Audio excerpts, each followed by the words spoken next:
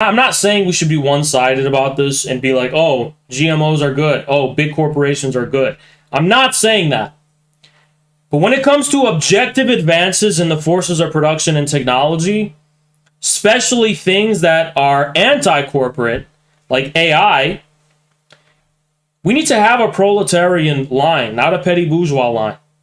We support AI.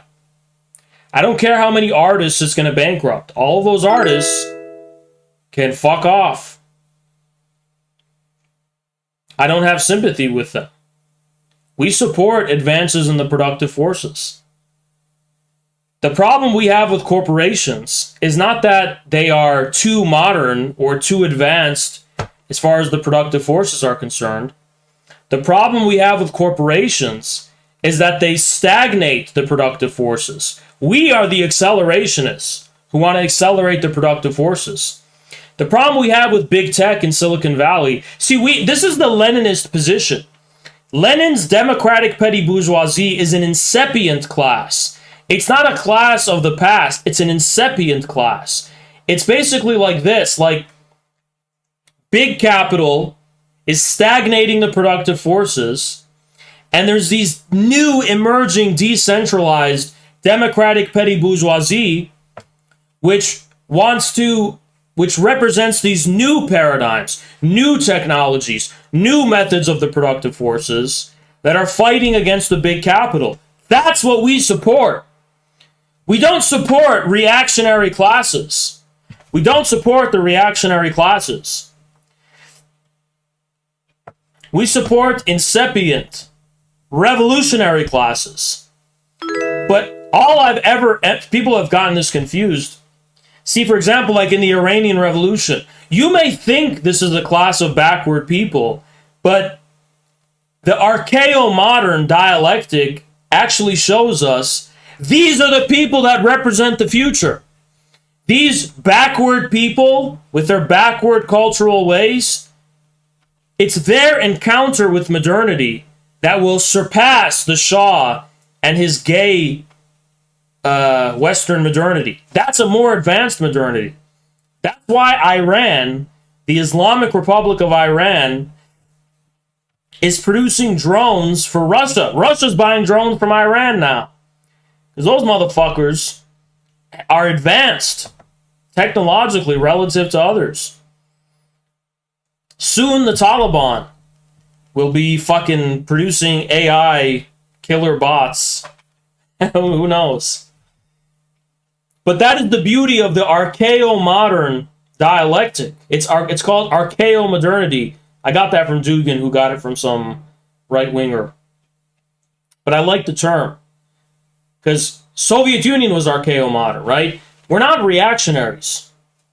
We believe in a beautiful dialectic where the past and the future reconcile. The future is only unleashed through a deepening into the past. This is the dialectical view of time. Time is now at a scale bigger than what we thought before. Like the Communist Party of China. Its time scale is dynastic. It's not just the stupid conflicts, 20th century modernity. It's dynastic time. It's archeo-modern. Communist Party of China is beginning where the Qing dynasty left off. It's deepening that objective threshold of civilization.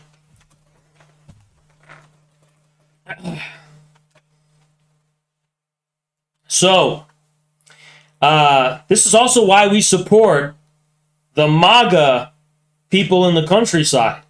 You think we support them because we want to go back to the past? No, I support them because I believe in some garage in someone's house in West Virginia, somebody is like creating some cryptocurrency that's going to like lead to a fucking national security crisis in the fucking sponge industry. I don't fucking know. But this is like an incipient phenomena. This is the beauty of Lenin. He took people that the Mensheviks said were backwards, and he said, no, but if you look into the details, These people represent the future, dying to break out. You know?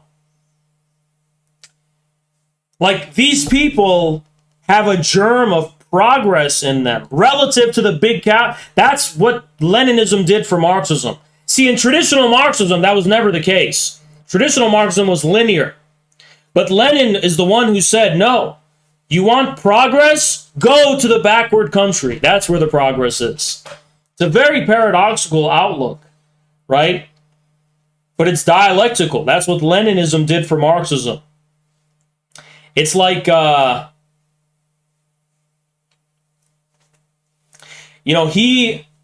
Lenin, it was not typical for Marxists to attack big capital. It was not the main line of the Social Democrats. The main line of the Social Democrats was that big capital was progressive, and it's an inevitability. It's just the inevitability of history. It was Karl Kautsky who said, we oppose capitalism, not from the perspective of the reactionaries, but from the perspective that presupposes its achievements. This is what Karl Kautsky said. But Lenin introduces a radically new logic. Lenin says big capital is reactionary and stagnating the productive forces. In the countryside, there's an ambiguous, incipient democratic tendency. Lenin, in the countryside, he understood for Russia. For Europe, he put it as the colonies. Now, the social democratic line was that the colonies were backward. But what was Lenin saying? Lenin was saying, no, the colonies are progressive. All these backward people in the colonies, when they break with imperialism, that will give rise to an incipient historical progress where they will outmode imperialism. They will be more advanced than the imperialists when they break free from the shackles of imperialism. Because they will have their own modern democratic revolutions and enable the possibility of starting from scratch. Who else furthered this dialectic? It's not just an edgy meme. Pol Pot. People think Pol Pot was a primitivist. He wasn't. He wasn't. I defend Pol Pot unironically, and I'm going to give you my serious take on him. My serious take on Pol Pot is this. The Cambodian Revolution was very bloody and very ugly, and a lot of fucked up things did happen. And I'm not here to deny that fact, or even necessarily defend those things. I'm not here to defend all these things that happen. Although the extent of,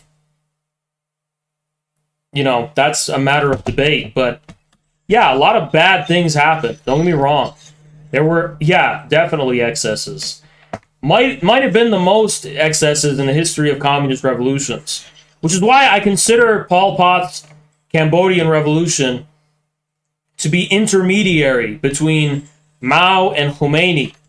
The Islamic Revolution accomplished everything the Cambodian Revolution wanted to, but without so much bloodshed. Why? Because the Islamic Revolution finally accomplished an acknowledgement of the real site of revolution, which was not a literalism.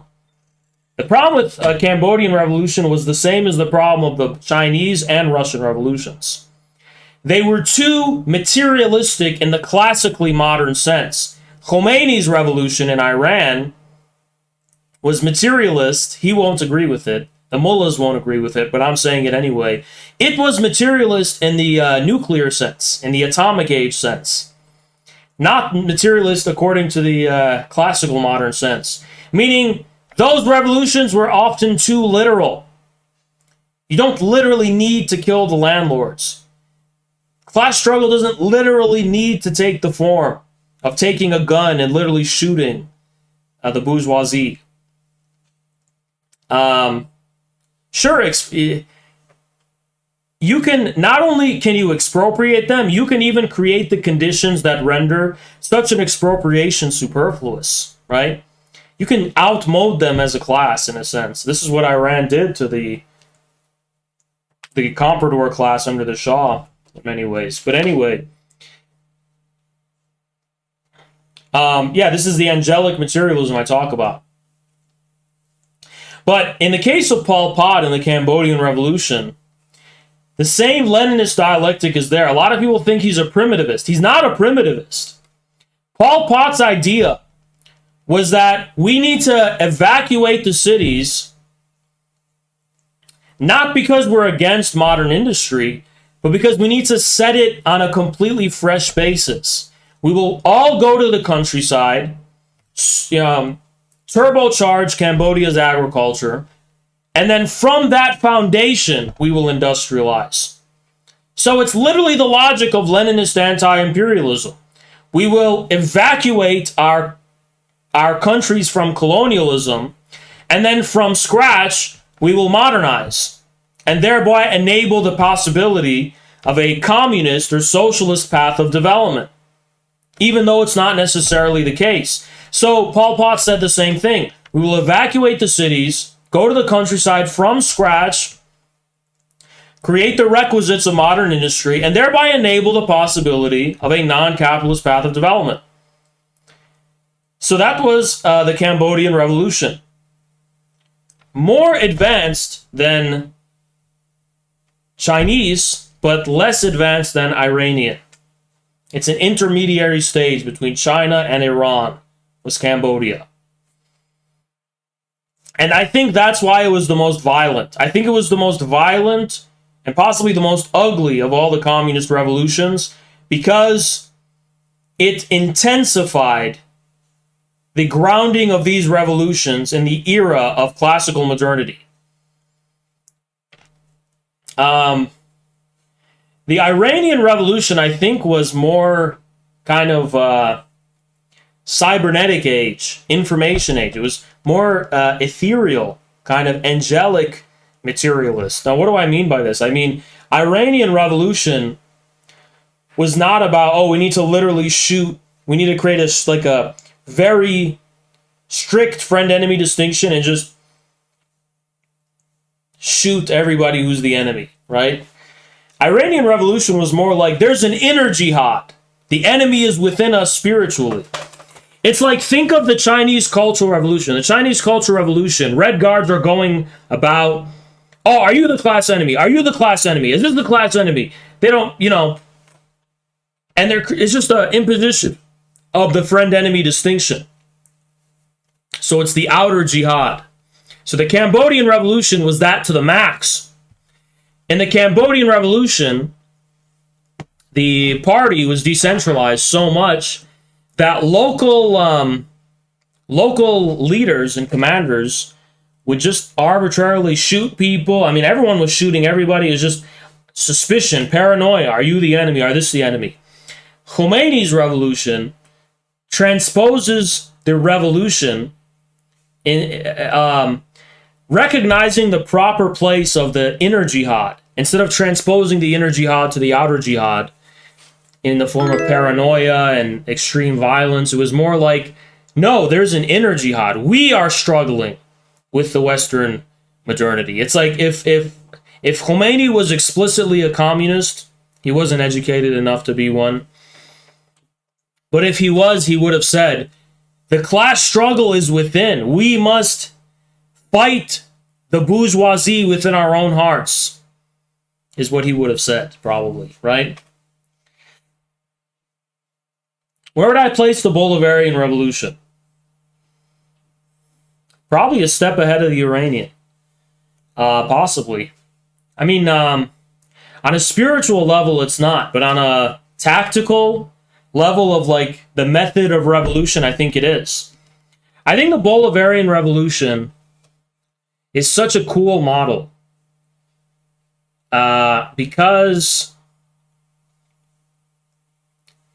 it changes what we think what revolution is in the first place. Like, revolution is not necessarily when the government has to evacuate and go into exile. You can also render superfluous the government itself.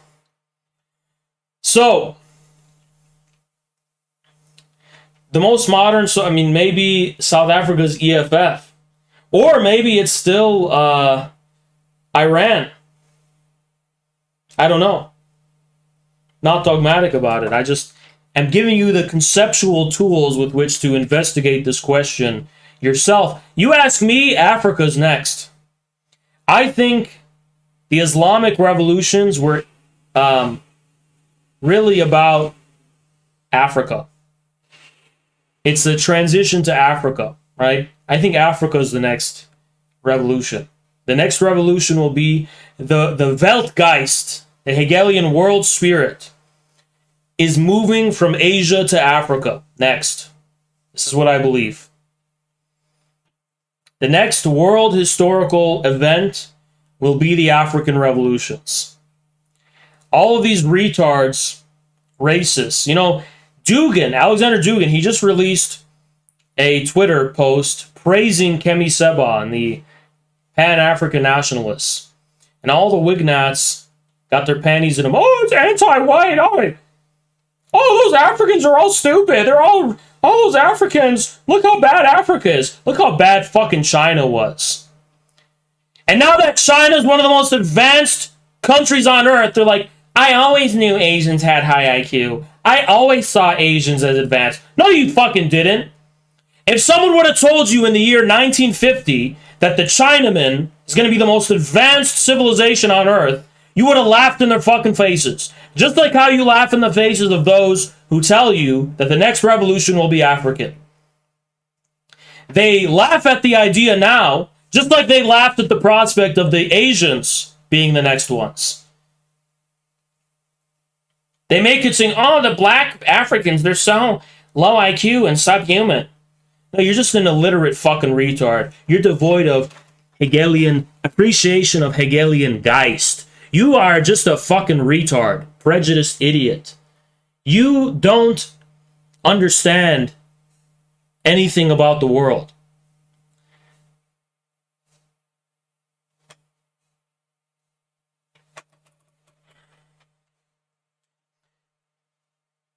Now they pretend like they always had this position on Asians.